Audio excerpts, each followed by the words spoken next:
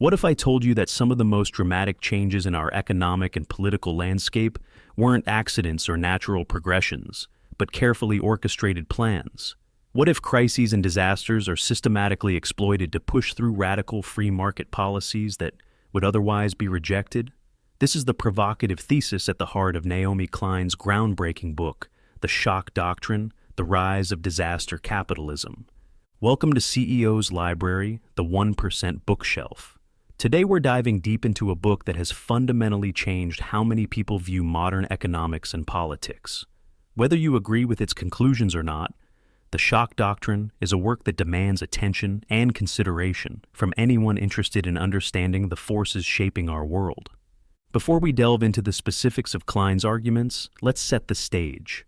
The Shock Doctrine was published in 2007, in the wake of the Iraq War and just before the global financial crisis. It's a sweeping work that connects dots across decades and continents, arguing that there's a pattern to how certain economic policies are implemented, often in times of crisis or upheaval. Klein's central argument is that advocates of free market policies have learned to use moments of collective trauma, be it war, natural disaster, or economic crisis, to push through radical reforms that prioritize corporate interests over public welfare. She calls this strategy shock therapy, borrowing a term from the world of psychiatry. But why does this matter to you, as a business leader or aspiring entrepreneur? Understanding the ideas in the Shock Doctrine can provide crucial context for the economic and political environment we operate in. It challenges us to think critically about the narratives we're presented with, and to consider the broader implications of economic policies.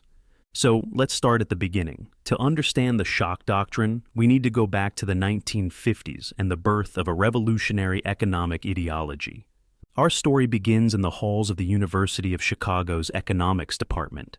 In the 1950s, this was the academic home of Milton Friedman, a man who would become one of the most influential economists of the 20th century.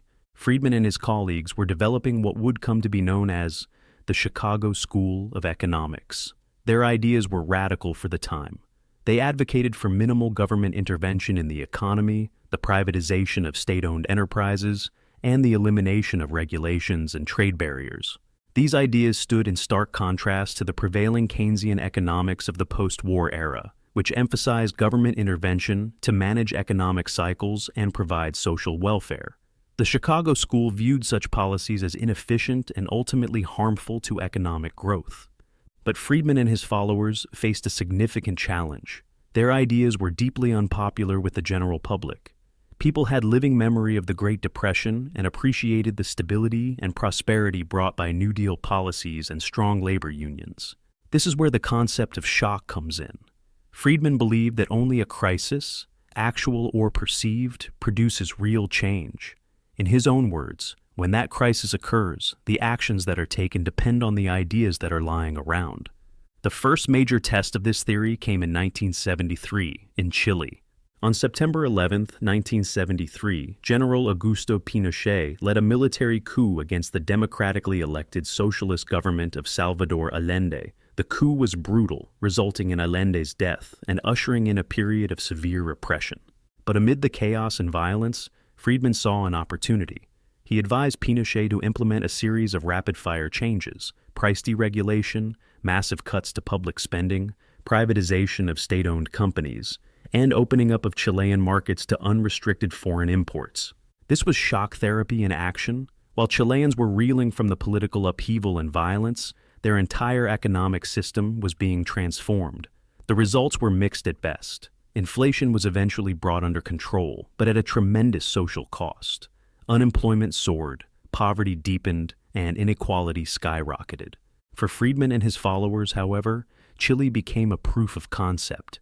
They had shown that their radical ideas could be implemented, if the conditions were right. Now, it's crucial to note that Friedman himself always insisted that economic and political freedom were inseparable. He argued that free markets would inevitably lead to free societies. But the Chilean experiment seemed to suggest otherwise.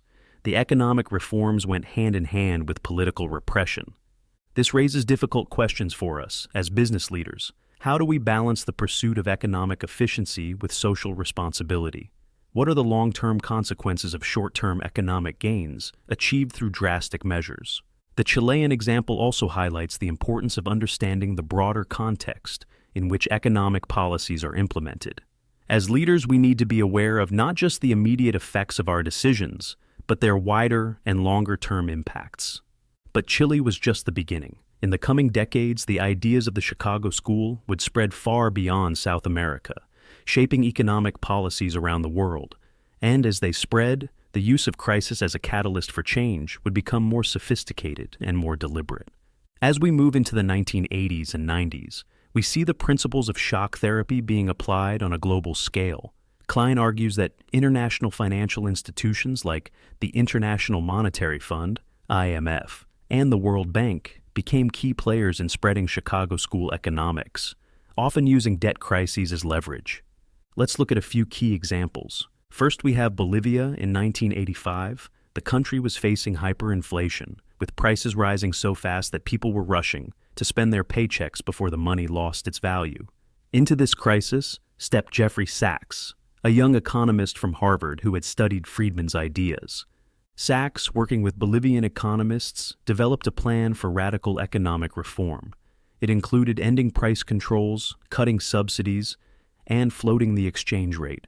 The plan was so drastic that the Bolivian president at the time, Victor Paz Estensoro, referred to it as a pistol shot to the head. The reforms did bring inflation under control, but at a significant social cost. Unemployment rose sharply, and many Bolivians fell into poverty.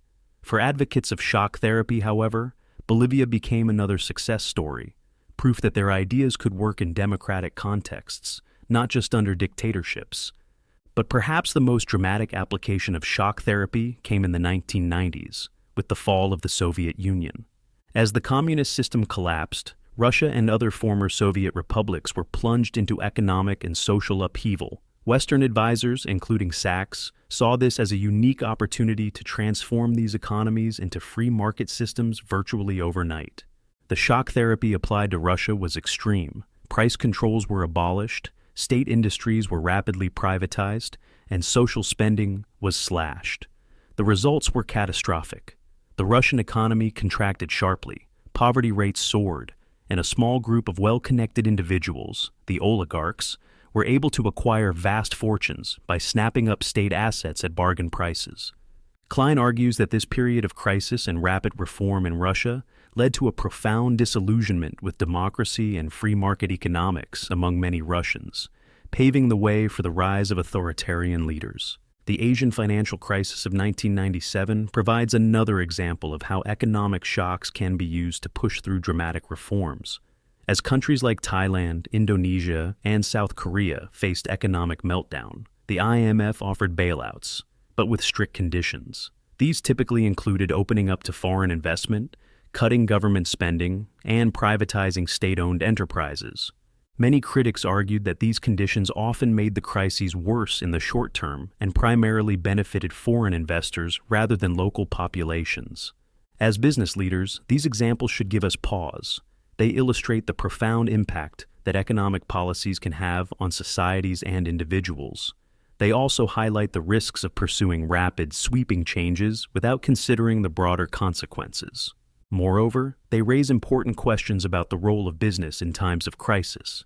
Is it ethical to take advantage of a nation's misfortune to push through business-friendly reforms? How can we ensure that our pursuit of profit doesn't come at the expense of social stability and human welfare? These are not easy questions, and there are no simple answers, but grappling with them is part of our responsibility as leaders in the global economy. As we'll see in the next section, Klein argues that the use of crisis to drive economic change didn't stop with the examples we've discussed. In fact, she suggests that it evolved into something even more troubling, what she calls the disaster capitalism complex. In the final sections of the Shock Doctrine, Klein introduces a concept that she calls the disaster capitalism complex. This idea takes the principles of shock therapy and applies them to a wide range of crises, including natural disasters and wars. The core argument here is that disasters, whether natural or man-made, have come to be seen as business opportunities. Moreover, Klein suggests that there's a growing industry built around disaster response, reconstruction, and security that actually benefits from catastrophe. Let's look at two key examples that Klein uses to illustrate this concept: the Iraq War and the response to Hurricane Katrina. The 2003 invasion of Iraq, Klein argues, was a prime example of the shock doctrine in action.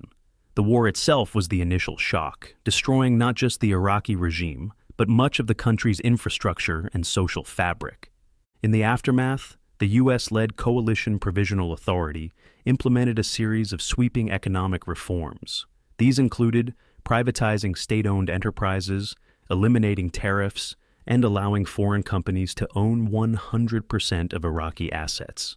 These changes were pushed through quickly, while the country was still reeling from the invasion and occupation.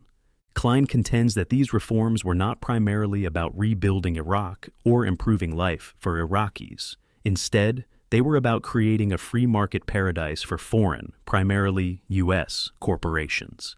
She points to the enormous contracts awarded to companies like Halliburton and Bechtel for reconstruction work, often with little oversight or competitive bidding.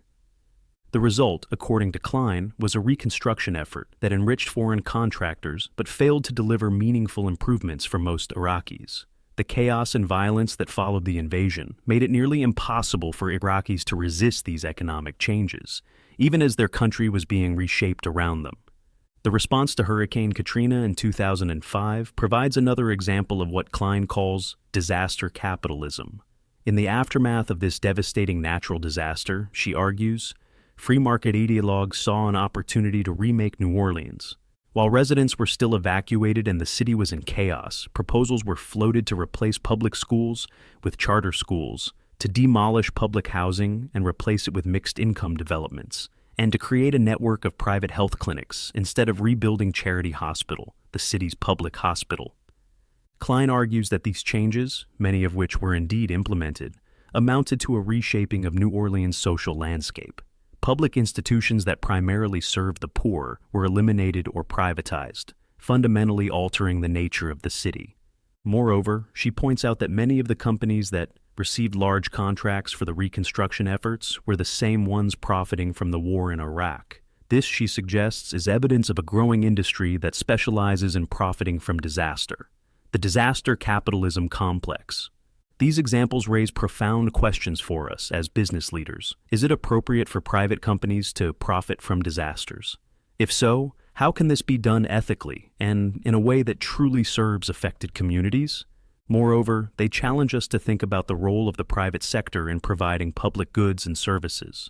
As governments increasingly outsource functions to private companies, a trend Klein sees as part of the Shock Doctrine, how do we ensure accountability and protect the public interest? These are not just abstract ethical questions. They have real implications for how we do business, how we interact with governments, and how we're perceived by the public. In an era of increasing corporate social responsibility and stakeholder capitalism, these are issues we can't afford to ignore. As we wrap up our discussion of the Shock Doctrine, let's recap the key arguments Klein makes. 1.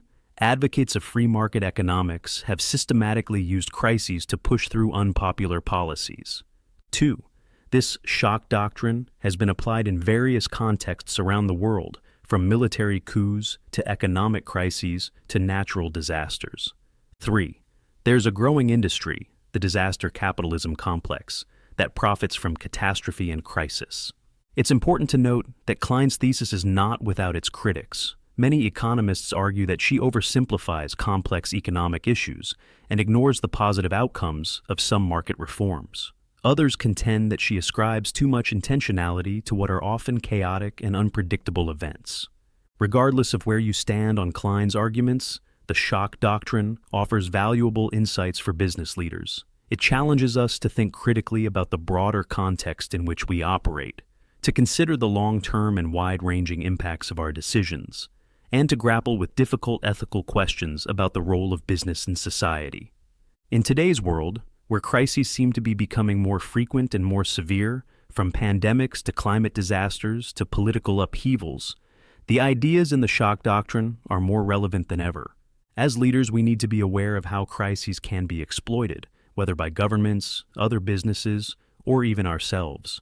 We need to think carefully about how we respond to disasters and upheavals. Are we part of the solution, or are we inadvertently contributing to the problem? Moreover, Klein's work challenges us to think beyond short-term profit and consider our broader responsibilities to society. In an era where consumers and employees increasingly expect businesses to be socially responsible, these are considerations we can't afford to ignore. Before we close, I want to encourage all of you to read The Shock Doctrine for yourselves. Regardless of whether you ultimately agree with Klein's arguments, this book offers a perspective on recent economic history that is both provocative and illuminating. And now, I'd like to hear from you. How do Klein's ideas resonate with your experiences in business? Have you seen examples of the Shock Doctrine in action? How do you think we, as business leaders, should respond to crises in a way that's both profitable and socially responsible? Share your thoughts in the comments or reach out to us on social media. And don't forget to subscribe to CEO's Library, the 1% bookshelf, for more deep dives into the books shaping the world of business and beyond. Until next time, keep reading, keep thinking critically, and keep leading with purpose.